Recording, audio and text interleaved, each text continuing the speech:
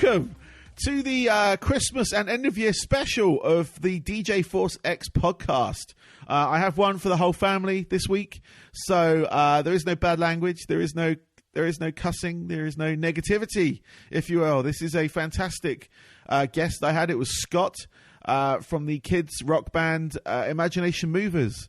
And those with you with young children should be familiar with those. If you watch Disney Junior, they ran for 3 seasons on there, and they're currently on reruns as well. So before the podcast, I want to say thank you to everybody who's downloaded this show over the past year. It's been a pleasure doing it. I hope you've seen growth, improvement, and all that kind of stuff. But I've definitely seen the statistics jump, so thank you if you're listening.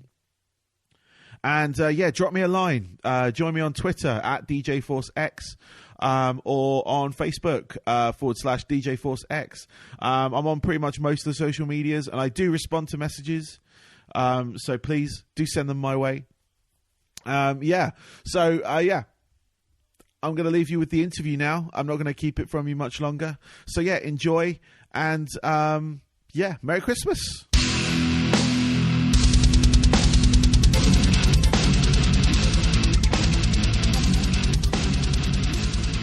Welcome to this week's show. My special guest this week is Scott from the band Imagination Movers. Welcome. Thank you, my friend. It's a pleasure to be here. No problem. Pleasure's all mine. How are you doing today? Doing great. We've got a little bit of a rainy day. Hopefully a cool front will come in and get rid of the mosquitoes. We're here in South Louisiana, so the mosquitoes have been probably the size of oranges. They're huge. They'll take little animals away. Yes. Yeah, we get them a lot down here in Tampa, and it's it's not that great. I live just on a pond. Oh, so yeah. It's a lot of still water, and then when those mosquitoes come, they come out in force, and it seems to be a tasty treat for them. So definitely. So Imagination Movers. From what I watched it through my children. We discovered you on Disney Junior a few years ago when we used to live back in England. And I must say, I find your music, like a lot of the kids' music I find is very irritatingly repetitive, like catching in your head, stuck in your head constantly. But with you guys, I never got annoyed with it, if that makes sense. Yeah, totally. And you're kind of what you describe as was it an alternative rock band for kids? Would that be correct in your? That is definitely on point. I mean, I think when we started this back in 2002, 2003, I think one of the big things that we wanted to do is kind of combine all the music that we sort of listened to with with children's programming that we could tolerate. And a lot of that was kind of informed by Captain Kangaroo. And then, we appreciated like the integrity and the sincerity of Mr. Rogers. Yeah. And then sort of kind of combine those kind of vibes with the alt rock and really a lot of 80s rock that we kind of came up listening to. Yeah. So what influences you guys musically? What bands did you grow up on? Well, we were totally, kind of two-tone guys, especially Smitty and myself, listened to a lot of the Specials, the Selector, Madness, that kind of stuff. And, even Fishbone and kind of more punk sounds. But, we all come from kind of a great range of influences. I think if you were to kind of nail it down to a few that sort of cater to all of our kind of likes, it would definitely be the Police. I think, Big Country, for whatever reason, is a huge band for us. Yeah. We definitely model some of the guitar licks after them. But Police, Big Country, Dave is into kind of piano, like Ben Folds 5, that kind of stuff. Yeah. Rich is all over the place. He's probably our more apt to like pop music, and I'm more the deep kind of I can go from Americana and, the Avett Brothers to more esoteric stuff. I like the new Grimes album quite a bit. Yeah. And so my taste levels are varying. But I love the House Martins growing up. So that's nice. that informs my sensibilities. Cool. Because you can definitely hear some of those in some of your songs. We pride ourselves on our ska. Our ska vibe, because I always kind of dig that. And it's definitely an art and an appreciation for our musical history that we include that into what we do, even for, the Disney Junior Channel and what have you. Yeah, I mean, I think that's what really got me sort of hooked, I suppose, to you guys as opposed to a lot of the other stuff. It didn't feel, for one, it didn't feel sort of manufactured for the child, if that makes sense. Oh, definitely. Like not put together by the corp, like say put together for Disney for want of a better like company. It wasn't. It was something. It felt genuine in the way that you were writing the songs and playing the instruments as well, which is a big thing when it comes to these sort of like children vibe like bands that I've seen. There's a lot of like picking up of the instrument, but not you don't see people play it as such. Well, I think that was the one thing that I think Disney missed out with regards to us was sort of telling our story, and part of that story was that we existed before Disney, and we've always done children's music, but we've always done it in a way that challenged the child, even as a listener, just and inform the child rather than, like you said, pandering or kind of catering or just kind of insulting their intelligence. We always felt like you could always challenge kids and they'd always rise to the occasion. And I think when you dumb it down, it's you lack the opportunity to really engage them and move them into a way that they can kind of inspire them to pick up their own instruments, be creative, what have you. But I think one of the things is Disney totally missed out on the fact that, all the music that you hear, the songs that were written for that show, we wrote as a band and we perform as a band. And I think we've always been a live act because, like you said, a lot of other children's bands, they play to tracks and they do, a lot of dancing. And I think one of the things we've always done is model the creative process that, shows a kid that when they can pick up a guitar and strum it, it might sound crazy, but if you practice, you can get better and better and better, and you can actually create the music that you listen to. Yes, exactly. So, can I get some of the story of you guys, how you formed, when you formed, like pre-Disney? Yeah, definitely. We, I guess back in 2002, we've known each other for the longest time. I think, we've been friends for quite a long time. I went to high school with Smitty. Dave knew my wife in college. Rich and Smitty after high school, got an apartment together. So we sort of all knew each other, and we all lived in the same neighborhood in New Orleans, Louisiana. And when we all started having families, we would get together for each other's kids' parties and what have you. And at the time, and this is around 2000, 2003, Mr. Rogers had passed away. And, when you have kids, you're sort of born into the world of children's programming. So, as a dad or a mom, you're evaluating the music they listen to and, the movies and books and all that kind of jazz. And we noticed that there was like this missing element of real people in children's programming, because, we came up with like Captain Kangaroo, as I said, Mr. Rogers and Sesame Street. And, but most of the stuff we saw was puppets and cartoons. And so I had the idea to share with the guys, let's come up with an idea for a local live action kids show that was music based, because we all had music backgrounds, and pitch it to the local PBS affiliate in New Orleans. And they were like, yeah, let's do this. So we'd meet, after the kids were put to bed in this attic at Dave's house, and just started forming the idea of the Imagination Movers. And the concept was that we would the initial concept was that we were sort of the physical manifestation of the creative process for a kid.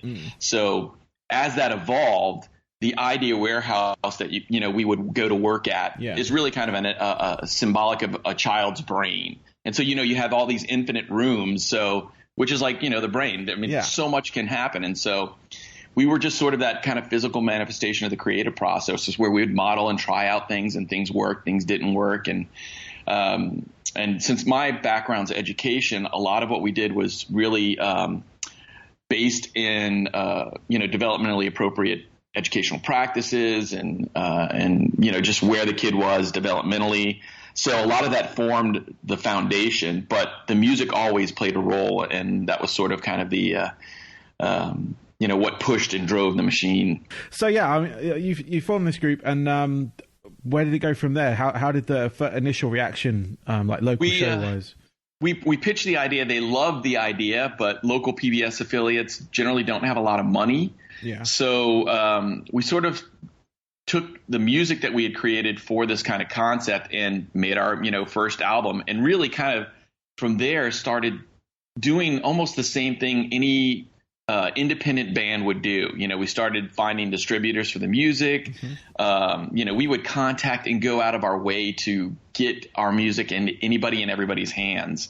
In fact, the fact that you come from the UK, we would contact children's hospitals in England that had a ward that would pipe in children's music, and we would send them our music. I mean, we were like tenacious with getting our music out there. Yeah. And fortunately, XM satellite radio had started, and we became friends with the children's channel there that I think now is a Kids Place Live with the merger of XM and Sirius. But they were a big platform to get music out to the United States and not just be regional. Yeah. And so we started playing festivals and clubs and anything that we could play and allow the music to carry us. And what happened is the music became really our calling card. Although we had developed the template for the show, and really 80% of probably what you saw that Disney did was based on that original idea that we came up with. Yeah. But to make a long story short, Disney came and saw us at Jazz Fest perform live. And when they saw us, they were like, "Oh, we gotta do something with these guys." And so that's how our relationship with Disney started. Oh, that's really cool. So, like you say, you basically did the footwork of any regular band. You're right. So the festivals you were playing, were they predominantly like family festivals, or were they just like the regular music festivals? It was a combination of both. We did like family festivals, but we played Austin City Limits Music Festival. We played Jazz Fest, of course. Mm-hmm. We are the first and only children's band ever to play Voodoo Fest in New Orleans. Oh, nice. And so there's some crazy stories about that. I think that was the only time we've ever had a bra thrown on stage. So go figure. But we basically did what any band would do. You find gigs, you play them, and you start relationships with venues, and you just sort of kind of snowball from there, and you try to distribute your music to anybody and everybody who could listen to it.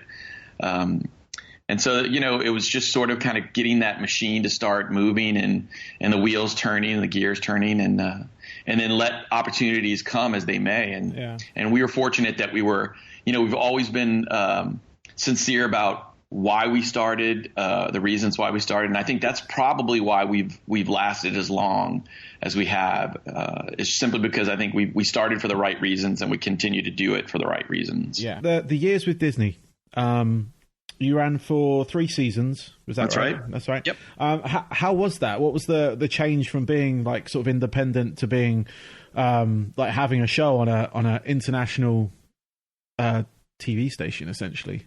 It's funny because I think, when we were doing the show, we were working like 12, 14-hour days. It would generally do 4 days a week to get an episode down. And we were working about 12, 14 hours a day. And then when we weren't filming, we would be running into the studio working on writing music for, 3 episodes down the road. So we were like, for really 2 years, we were just basically working nonstop. And if we had time off, we were touring. And luckily our kids were young enough that not being home wasn't as negatively impactful. And I think we've always tried to balance what we do, because you can always make more money, but you can't have time. You can't, you can't ever get time back. And I think we've always been cognizant of that. So we've always tried to balance, work, because I guess, to kind of sum it up, it's like we see ourselves not only as movers, but as husbands, as fathers, as friends, and those relationships are just as important as kind of the business ones. Yeah. But working with Disney was, obviously when you're dealing with Disney, they are the 500-pound gorilla in the room. I mean, what they say for the most part goes, but we were fortunate that for this particular show, they weren't, they allowed it to be what we had envisioned. And I think at least to me, I'm really, really proud of the show. And I think it's a smart show, especially for that demographic of 2 to 5, because when you're talking about a 2 to 5-year-old, the developmental differences between a 2-year-old and a 5-year-old are huge. Yeah. And if you aim for the 5, 6, and 7, really, the 2 can always sort of appreciate it on more of a kind of a tactile level, but they can be challenged and pushed up. Whereas if a 5-year-old sees it as a baby show, they're gone, they're out. So I think, we always skewed older, but I felt it was a smart show. And so I'm proud of it. Disney allowed it to be what it was. Thank goodness. Yeah. So, they were good. They were good to work with. I mean, obviously with every relationship like that, they're good and bad points. I wish they would have supported the show more than they did. I wish that we would have DVDs on, seasons on DVD, but that's not the case. So, there are things that, kind of irk you or you question, but for the most part, they were good. They were good partners. That's good. So, during that time, obviously you're writing songs, releasing albums. Did you have an agreement to keep the rights to those songs, or are they still partial Disney, partial you guys? Anything we wrote for the show was a co-publishing deal. So we remained the writers on all the songs we did, and the publishing was split. So that's how we did all the songs for the show. I think Rock-O-Matic and License to Move, our last 2 albums, which are the post-Disney albums, we own everything for those. Yeah, so I was going to go back to what you said about your demographic. I mean, my kids are now 6 and 7. And they'll still watch the show if it's on. If they they go on YouTube as well. And they look up various songs and things, and it includes you guys as well. I've heard them play it a few times when I'm walking around the house. So they still enjoy it. So even at that age, it's funny because I think even when we play live, it is a rock show for really kids of all ages. But we luckily have fans that I think kids that are 8. Even really up to 9, can still really enjoy us live because it's a full-on rock show. We have confetti, we have balloons, we have smoke, cannons. We have flying toilet paper. We do some crazy stuff. It's like going to see the Flaming Lips, for 8-year-olds.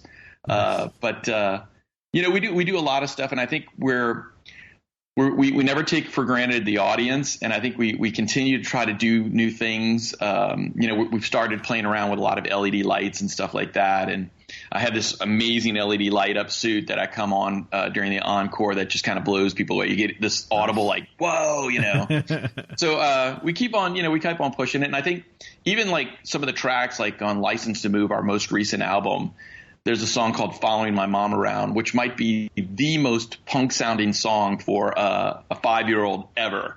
So, I don't think we've toned down. If anything, we've sort of amped up and continued kind of, writing at least the music that we like to listen to, but having the lyrics definitely be age on for kids. Nice. Yeah, nice. Unfortunately, you played at Tropicana Field a couple of times. That's right. Yeah. And both times we were unfortunately booked elsewhere, me and the family. It was just we saw it. I told the kids, and then we had something booked already on that date, and I was just I was disappointed because I wanted to take them to their their first sort of rock show as such, because when they were a lot younger, I was in a band. Okay. What'd you play? I was keyboards. I was also the DJ, so scratching, sounds, beats, things like that. So awesome. A bit of vocal as well. But I just they sort of came to sound check, but they were too young to really compute what was going on as such. And gotcha. Since then, I've always wanted to take them to a kind of rock show, but I wanted it to be a bit more appropriate for them. Sure. And I can obviously imagine you guys having that kind of rock show setup and it being just kid friendly. Oh, totally. I think it's kid friendly, organized chaos is what I think would be an apt description. But lots of fun, man. Lots of fun. So what are your plans now? Are you planning a tour right now? I know you just played a couple of shows. Yeah, I think sort of, at least for right now, the days of kind of long touring are sort of behind us. We do a lot of weekend in pockets. We'll do like a Thursday, Friday, Saturday, Sunday. Yeah. But we do a lot of like weekends during the course of the year. I think right now, we have two big things. One, we partnered with a production company in Canada called 9 Story Media Group. And, they're responsible for the Wild Krat Brothers and Daniel Tiger that a lot of people might be familiar with in the children's, television world.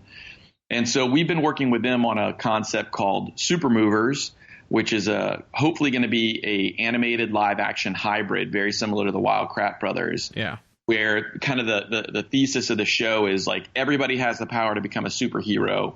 You could be a super big brother, you could be super kind, and through sort of our adventures, we explore, kids sort of becoming empowered and using sort of their innate strengths to help solve problems and accomplish goals. So that's sort of what's in development right now. And then on the other hand, we're planning. I think right now we've been asked over and over again to do a Christmas album or a holiday album, and so I think we're gonna crowdfund that as well as start looking at our 10th album, which will be sort of kind of definitely a hallmark for us. So we're really starting to kind of amp up our gears, and hopefully 2016 will see a show get a network and two different albums come out. I saw something the other day. You were pushing, like, obviously you're asking people to send messages to Disney saying they want to see the show, like get it back on repeat, if you will, or rerun. Go on. I was just going to say, was there any plans to maybe do you own the concept of that show still, or is that still a Disney thing? Or is that something you can take to, one of the, because a lot of TV shows now are going for those streaming services, Hulu, Netflix. Yeah. Is that a viable option for you guys, or is it still sort of within sort of Disney's control, if you will? Well, I think, anything that was done on the show is kind of a shared intellectual property. Okay. But there were pre-existing concepts that reverted back to us after our relationship with Disney, and like the name, the blue suits, the wobble goggles, the things that we sort of had created before Disney came into the picture. So all of that reverted back to us. But anything like Nina or Knit Knots, that's all kind of shared intellectual property. So we can't take that to a different place. Yeah. But with our partnership with 9 Story, our ultimate hope is, and this is like the best case scenario, is to have Netflix pick it up, pick up the new series, and then get the rights to the old series from Disney, because they have a relationship with Disney, so you have shows that no longer are seen. And theoretically, the best case scenario would be have new content and old content streaming at the same time, because I think the way kids consume media nowadays, you don't have to be on in the morning. You DVR it, you watch it whenever, and the same would go with streaming. You could just watch it whenever. I think one of the things we're trying to do is encourage our fan base to contact Netflix and Hulu and Amazon Prime and say, hey, pick up the Movers. We love the Movers, and their voices quite often are a lot stronger and more readily heard than ours, even advocating for ourselves. It's when the fans make the plea that people really listen and pay attention. Oh, that's really cool. I hope that works out for you guys. So thank you, my man. It's one of those things, because like I say, like my kids growing up loved the show, and like I said, they still listen to it now. So having it on again, even having it on Netflix, because we watch stuff on Netflix all the time as well. So if it was on there, then I'm sure they'd be watching it over and over. Exactly. So, and I'd be there in the background. I'd be humming along to the tunes that I know. So, well, I'll tell you this. On the show, I think some of the songs that are my favorites that we did. I love Robot Chase Song. I think it's a great song. It's funny because each guy has sort of a favorite song that we did. Have you ever seen a unicorn pops out? I think that's one of Rich's favorites. But in Butterfly, I think was a really good song that we did. But it's some of the songs, I'm like, I listen to them now and I'm like, gosh, how do we create that given the time circumstances that we had? And I sort of marvel at the ability to be in touch with that kind of musical muse and get some of that stuff done, because it was not easy, but it was a labor of love. So yeah, no, one of my favorite tracks was the Dance Like It's Halloween. Yes, yes. It's the one I requested from you. That's right. But yeah, no, I really like that song in particular. Like every Halloween since I've heard it, I've always wanted to get my hands on it. I could never find it for download or anything. I found obviously the video online, but like actually having it, because I think it's a really good like seasonal track for that. It is because like everything else is kind of, there's no new Halloween tracks, if you will. There's always the classics. Right. You got Thriller, you got Monster Mash, you got the Ghostbusters, things like that.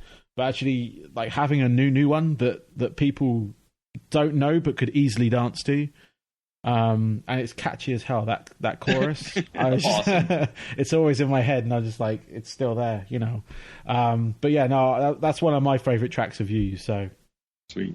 You played in London not long ago. Was it a couple of years ago now? That's correct. Probably about two years ago or so. How was that? How was that show? Because I just moved over here at that point, so it was kind of. It was interesting to see you go over there. It was a fantastic show, because I think the one thing that if I had a chance to do some of the things over again, would be to tour more in Europe, especially in the UK. You know, we played London, we played the Bloomsbury Theatre, and that whole gig came about because one of the managers at the Bloomsbury Theatre was a fan, had a son who was a big fan. And so she had sent like, hey, y'all should come play. And I was like, I saw in the email that she had sent that she worked for a theater. And so I contacted her and I was like, hey, what are the audio specs and, what are room rentals, all that kind of stuff, because maybe we can do it. And so that's how it came about. It was really because of a fan, from the UK. And we had so many requests to go over there that we were like, okay, let's just go do it. I don't know how much, it's going to cost. I don't know if we can go and do, like different parts, Manchester and whatever, but we can definitely go to London, and hopefully if people can travel to us, that's going to be the best way to do it. Made it happen with a lot of elbow grease and blood, sweat, and tears, and had a great reception. And the fans over there are just awesome, just fantastic. So I think that was definitely something that was memorable. We'd love to go back again. We're since we are big country fans, we've been wanting to go to Scotland as well. Oh, nice. Yeah. No, you'd be well received over there, because like I said, I mean, amongst my peers who had children around the same time, they were all watching that show because they had Disney Junior on quite a lot, along with the other shows they have on there, like I was at Agent Oso and things like that. But yeah, no, I'm sure. I think some of them actually went to that show as well. I'd have to double check, but yeah, I was just wondering how that was received and how that came about, because it was a one-off. Was it 1 or 2 nights? Yeah, we played I think we played 3 shows, or 3 days, 3 days of shows, and just holed up at the Bloomsbury, and they were wonderful. They really helped us make it happen, and it was really because of fans that requesting us to play, and we were like, we're going to make this happen, and we did. We just made it happen. That's excellent. That sounds really cool. So it was cool. So I've got a couple of sort of quick fire questions now, just to sort of wrap it up, if you will. Some of them might turn into longer ones, but we'll see. I've got one here. 3 albums that mold you. One would be Gaslight Anthem, the 59 Sound. I think the House Martins, London Zero Hole 4. Let's see that third album. Let me see. What would be the third? Probably U2 Joshua Tree. Okay, cool. What hobbies do you have away from the music? I played baseball growing up. Played high school baseball, 1 year college baseball. So I love the game of baseball. When I was when I hit 30, I went and did a men's senior baseball league and played in that for a few years. So playing baseball and is probably something I enjoy doing. I don't get to do it as much nowadays, but I follow sports just like the rest of the movers we're all Saints fans. So okay, cool. That sort of keeps us outside of the realm of music, keeps us in conversations going. Nice. And where can people reach you? They can reach us at imaginationmovers.com. You can follow us on Twitter at iMovers. at iMovers. You can follow each one of us, like Mover Dave, myself individually on Twitter as well. Mine is at All About Burrows. And you can find us on Facebook. So those are all real good places. And the good thing is like, we've always been about our fans. So if you send an email to, info@imaginationmovers.com or mail, we'll answer it. We're the guys who answer the emails. We don't have a team to do that. I think part of it, why we've been able to sort of stay around is if we were fans, we would want someone to answer our email. So we sort of kind of take that approach. Excellent. No, that's a really good approach to take. Because a lot of bands don't. They they have teams to do it. And you're right. And sometimes it comes through, and sometimes they don't because they won't see it. So, but that's really cool that you guys answer your own social media network and everything like that. So that's really cool. It, yeah. Finally, where can people find your music? Most digital distribution channels have us, like iTunes and Amazon. You can stream stuff on Spotify. You can go directly to our website and buy any of the albums that we've done. And then, be on the lookout. If people want to go and join our newsletter, you can go to our website and join our newsletter, and you'll find out information about these upcoming albums, especially our 10th, which is going to be hopefully a home run. We're starting to really kind of work on that right now, and as well as the Christmas album that I think we're going to crowdfund. But you can get it pretty much anywhere. License to Move, that's our most recent album. It's a CD DVD. It sort of has a live concert element for the DVD component. Cool. So they can go there. Cool. Well, Scott, thank you very much. It's been an absolute pleasure to speak to you. Well, thank you, my friend. And anytime, hopefully, we'll do this 10th album, and let's touch base again. Yes, definitely. We'll get you back on. So, yeah. That's good. Cool. All right, Scott. Well, thank you very much, and have a great rest of your day. Take care, brother. All right. Thank you very much. All right. Bye-bye. Bye-bye. So there we have it. We have come to the end of this special edition of the DJ Force X podcast. I just want to say thank you to everybody who's listened today, everyone who's listened before, anyone who's subscribed, all that kind of stuff. I am deeply appreciative of everything. I hope you've enjoyed the shows. I really do. It's been a pleasure making them, and I'm going to continue to make them into 2016. I've got a couple of interviews lined up in the early part of the year, so I'm hoping to get them in and, give you some content to go after. Maybe hear a new band you've never heard before, things like that. But on this one, if you've got a young family, check out the Imagination Movers. They've got plenty of music out there. The TV show was great as well. And if you get to see them live, go see them live. Support this band. They're a great role model for kids. Especially if you want your kids to, appreciate music on a different level, because these guys, they do that on a different level. Not to knock any of the other sort of music out there, because that's not really what I want to do, but these guys are genuine. They do it for the right reasons, and they've continued to do it. It's been fantastic. So yeah, Merry Christmas. Have a safe New Year. So until 2016, this is DJ Force X out.